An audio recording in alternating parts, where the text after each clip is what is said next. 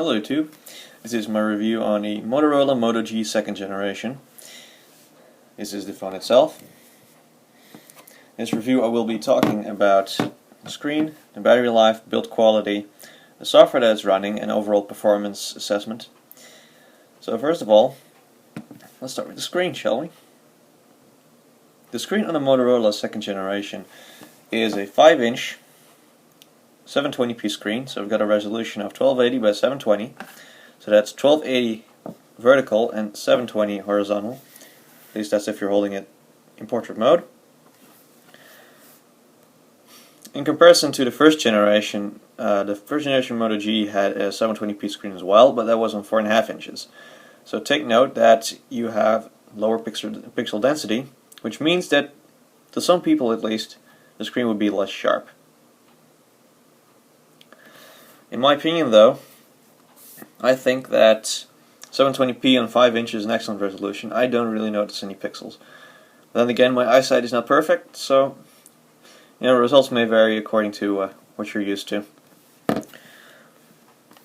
Let's turn it on here. Turn up brightness.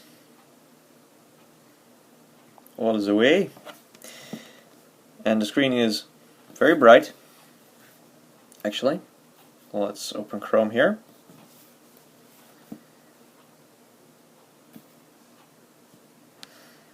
So let's open an article here.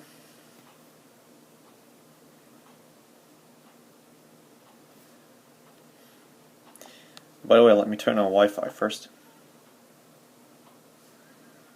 There we go. Now we switch back to Chrome. Reload the web page. Open up an article. I'll try to get as close as you can.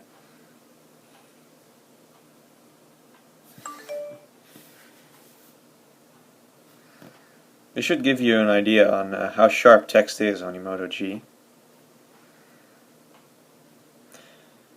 The funny thing is that my camera is actually a lot less good quality, as the screen of the Moto G is, which is kind of weird.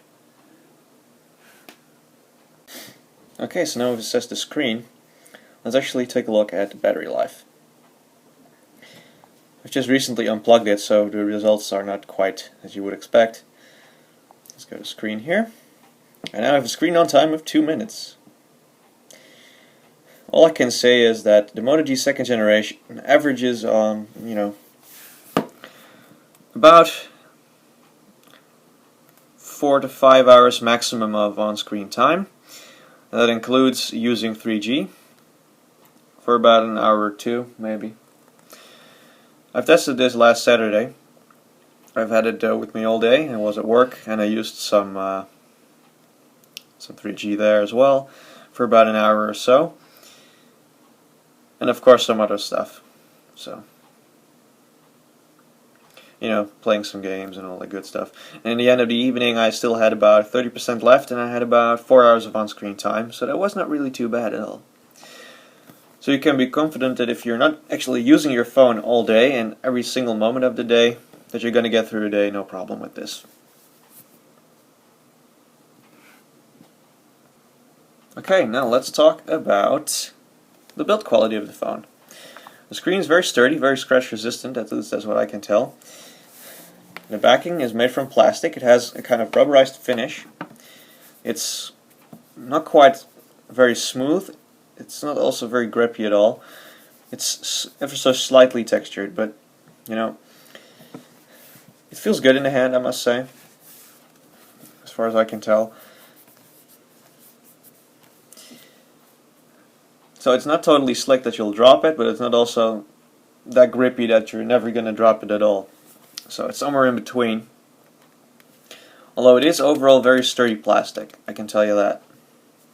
I've had some other phones in the past, an Xperia Sola, Samsung Galaxy S1, and I've even dabbled with a Note 2 at some point. And all I can say is that this plastic is of better quality than what most Samsung phones of those days used. I can't really judge the Samsung Galaxy S5 or actually or the Note 3. Those are supposedly a lot better these days. But back in the day, Samsung backends were absolute crap, and this is definitely better than what they used back then.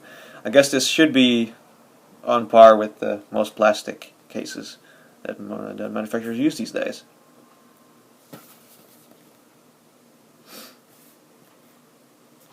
So that should be pretty good.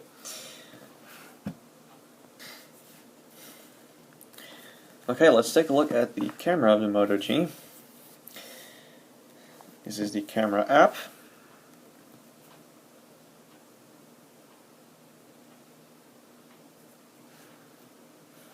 This is camera reception, people.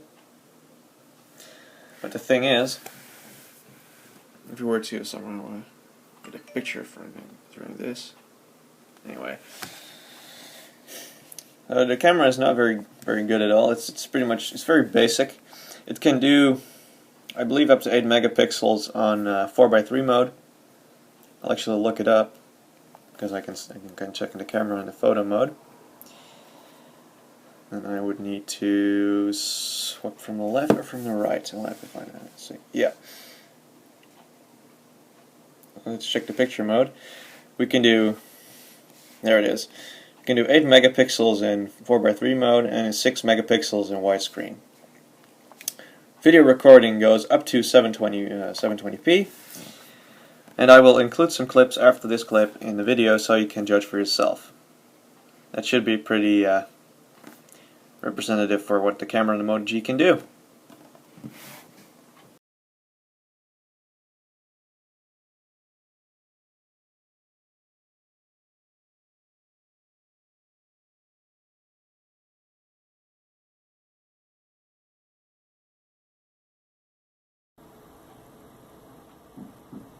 This is a camera recording test with the video mode.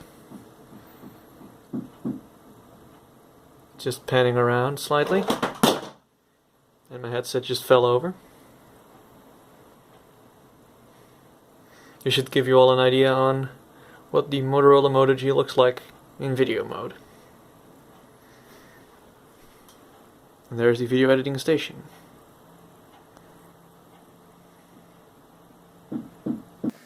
Okay, now let's talk about performance. I'm going to turn the phone on once again and go to the Android version and all that good stuff. So we're going to look at the software and at the performance right now. Running Android 4.4.4 KitKat. An update to Android L is already been confirmed. So that's good.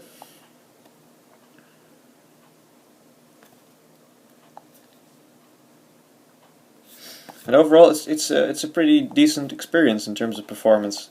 I mean, apps open up pretty quickly. Web pages load fine, so that's all good. Let's open up a more intensive website, memecenter.com. You can scroll through the whole site. Works just fine. No slowdowns, no lag. So if I take you through the specifications of this phone here, the Motorola Moto G second generation is pretty much the same specifications as the first generation did. It has a Qualcomm Snapdragon 400 CPU running at 2 GHz, or 1.2 GHz, not at 2 GHz, that would be ridiculous. So it's 1.2 GHz quad-core CPU, and it's pretty darn impressive in terms of speed for this price, that's for sure.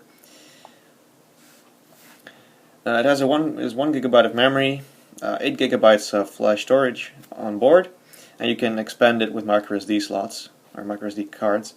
I have a card in here, 16 GB worth, so I now have about 24 gigs of storage on my Moto G, which is convenient because I usually record with my phone instead of my tablet, which I'm doing right now.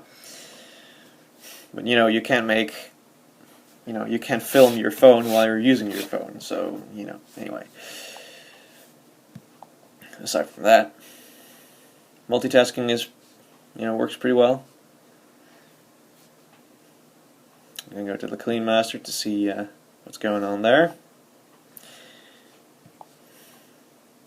We're going to just go to WhatsApp, do some stuff there, go back to Gmail, see what's up there. All loads up pretty quickly. Can scroll through that, no problems. Go back to Facebook again.